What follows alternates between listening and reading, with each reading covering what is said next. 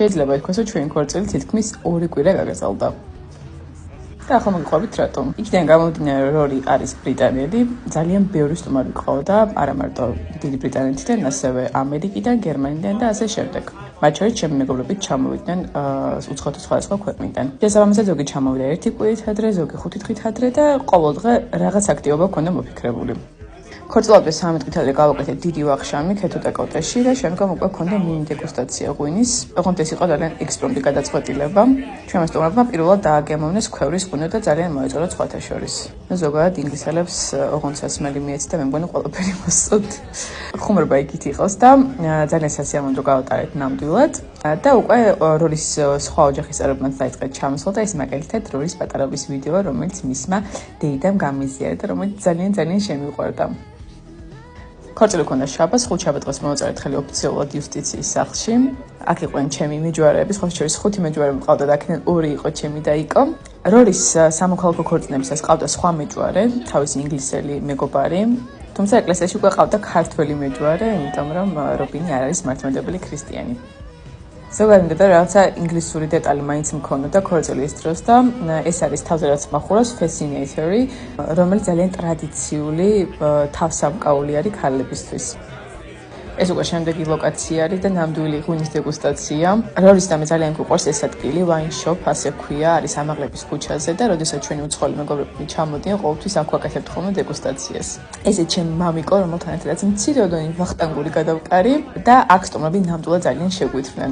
როგორც წესი, დიდად არ მიყვარს ხოლმე საგრძელობის თქმა, მაგრამ აქ ძალიან მომეწალა, იმიტომ რომ უზომოდ მადლიერი ვიყავი ამ ადამიანების, რომლებიც შორეული ქვეყნებიდან ჩამოვიდნენ, გამოირეს ტრანზიტები, არ დაზოგეს თუნდაც ფინანსები, დრო, ზოგიერთი მათგანი 1 და 2 დღით იყო ჩამოსული და ვფიქრობ, რომ ძალიან იღბიანი ადამიანები ვართ ამის გამო. შემდეგ უკვე გადავინაცვლეთ იასამაში, სადაც ჰქონდა მცირე ვახშამი და ყველაფერი იყო უგემრიელესი. ჩვენმა სტუმრებმა ძალიან ისიამოვნეს და ამასობაში გადაწყვეტეს, რომ წასულიყვნენ უკვე კლუბში, თუმცა ამ შემთხვევაში მე უკვე თავი შევიკავ, იმიტომ რომ ძალიან დაღლილი ვიყავი და თან ქორწილი უკვე 2 დღეში მქონდა. საქმე კი უამრავზე უამრავი. ასე რომ დავტოვეთ ჩვენი სტუმრები. და ახლა უკვე გაგიზიარებთ პარასკევი დღის ვლოგს. დილას უკვე ქონდა მოფიქრებული ყავის აქტივობა და ისე დაემთხვა, რომ ჩემს მეჯვარესაც, მარიამს და როლის მეორე მეჯვარესაც, რობინს ჰქონდათ დაბადების დღე. ამ შემთხვევაში აქ მხოლოდ რობინი იყო, სადღაც ვიპოვეთ ჩიზქეიკი და უცებ მივულოცებ.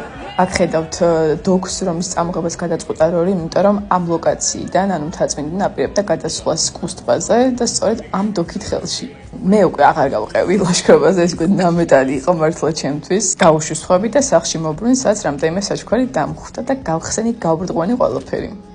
უკარგეს საჩუქრები მქონდა მართლა ნაფიქრი და ეს უკვე საღამო არის, როდესაც ბაჩელორის არ ვაპირებდი, მაგრამ რაღაცა მსგავსი გამოვიდა რეალურად. გოგოებმა ესეთი ამბები დამახვედრეს. და ეს არის კიევის აბანო, სადაც არის მოწყობილი ცხელი აუზი, ცივი აუზი, საუნები და მართლა ძალიან სასიამოვნო სიტუაცია იმისთვის, რომ განსხვავებული წინა საქორწინო წვეულება გამართო. თან პირველად იყვნენ ჩემი უცხოელი მეგობრები აქ და ძალიან ისიამოვნეს გოგირდის წყლებით. ჩემმა მეჯვარებმა სხვათა შორის დამწერა ძალიან საყვარელი სიმღერა, რომელსაც აქ მოვუსმენ და საოცრად მომეწონა, ძალიან გავერთეთ. ისევ ვიქცევით თქოს დამავიწყდა მარიამის დაბადების დღე, თუმცა ცოტა ხანში უკვე ტორტიც მოვიდა და ასე მივულოცეთ მისი დღე. შემდეგ უკვე გავამზადეთ წასასვლელად და უკვე ფეხით უნდა გადავსულიყავით დუქანში. მე ასე მესმის გოგირდის საბრუნების მერე და წავედით დუქანში და ჭამუხინკალი. აი ესეთი როლის სიმბოლოებით გავედით ქუჩაში და ყველა გვიყურებდა რა სჭირთ ამ ხალხსო. და თან გზადაგზა ისეთი მარშრუტით გავიარეთ, რომ შეეძლოთ ენახათ სხვადასხვა ღირსშესანიშნაობა. თან ჩვენთან ერთად იყო სალი, რომელიც არის ყველაფერთან ერთად არაჩვეულებრივი გიდი. და მშვენივრად აუხსნა ყველაფერი, თუნდაც ამ კოშკის, სოფლიში პატარა საათის შესახებ და ასე შემდეგ. მოკლედ მე ძალიან აცეტებული ვიყავი. რატო არ ნერვიულობდი სიმართლე გითხრათ, არ ვიცი, გამოვერდი ეს მარშრუტიც, რომელიც ძალიან საინტერესო ლოკაცია ის ასევე თბილისში და უკვე მოვხვდით როლის საყვარელ დუქანში, რომელიც არის ალანი. მე თუ მკითხავთ, ეს იყო ფაქტობრივად ქორწილამდელი ადამიანი დაგვხვდა აქ.